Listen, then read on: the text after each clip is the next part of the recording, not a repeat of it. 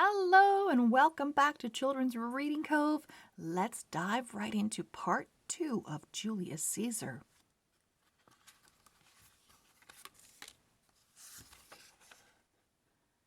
That night, the conspirators met in the orchard of Brutus's garden, far from spying eyes and ears. Brutus greeted them, then said, "When Caesar goes to the Senate house tomorrow, we will meet him there. And listen while Metellus begs forgiveness for his banished brother. If Caesar is not merciful, we will strike him down." "Will Caesar be the only one to die?" asked Metellus. "What about Mark Antony? Caesar treats him like a son. He's bound to be against us." "Metellus is right," said Cassius. "Let Caesar and Mark Antony die together." "No, Cassius," Brutus said. "We're not butchers. If we spare Mark Antony, it will show that we are not acting out of jealousy or spite, but for the good of Rome."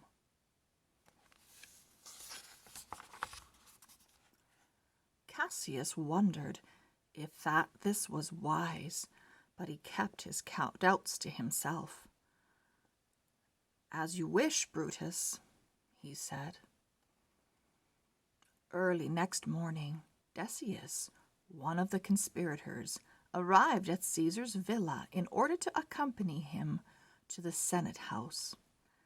He was bewildered and dismayed when Caesar informed him that he intended to cancel the visit. "Should I tell the senators that you have been taken ill, mighty Caesar?" Decius inquired. "I will not stoop to lying," replied Caesar. "Just tell them that I do not wish to come." But I will be laughed at if you do not give me a reason for your absence," Decius cried. Caesar's face went red with fury. "I am Caesar. I do not have to make excuses to the Senate for what I do."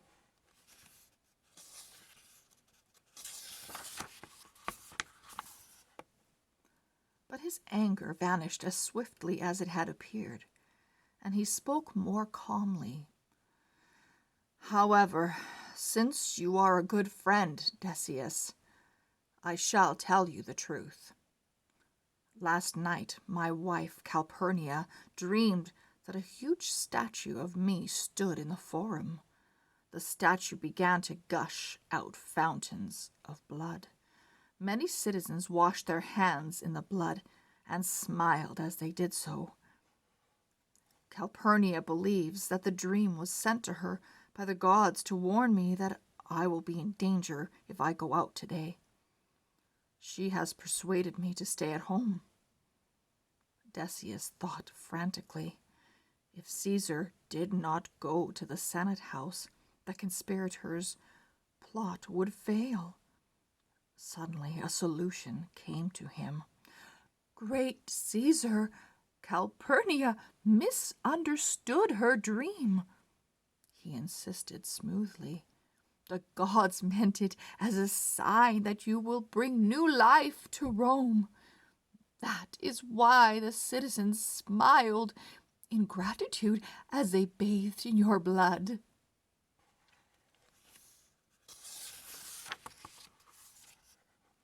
Caesar stroked his chin. "Your reading of Calpurnia's dream is interesting, Decius," he murmured. "I can prove I'm right," Decius declared.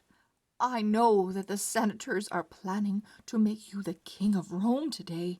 If you do not go to the Senate, they might change their minds. Or should I tell them they must wait until Calpurnia has better dreams? They will mock you and say you are a coward." Decius's words stung Caesar's pride. "Who dares to call Caesar a coward?"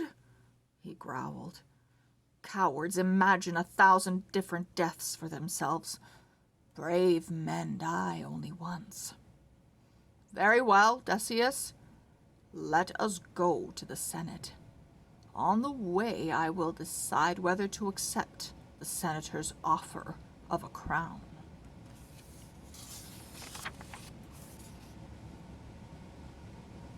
Caesar's route to the Senate house was lined with cheering citizens.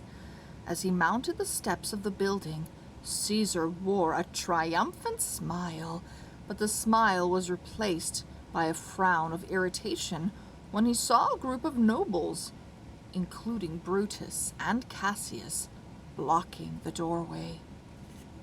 "What is the meaning of this?" Caesar snapped. Metellus knelt down on one knee. "Caesar, I beg you to lift the sentence of banishment you placed on my brother, Publius. He is innocent."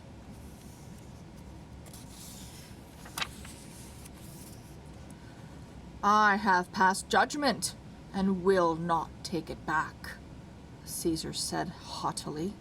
"Caesar has spoken." "And now my dagger speaks," cried Metellus. He sprang to his feet and thrust his blade deep into Caesar's body. The other conspirators were quick to follow.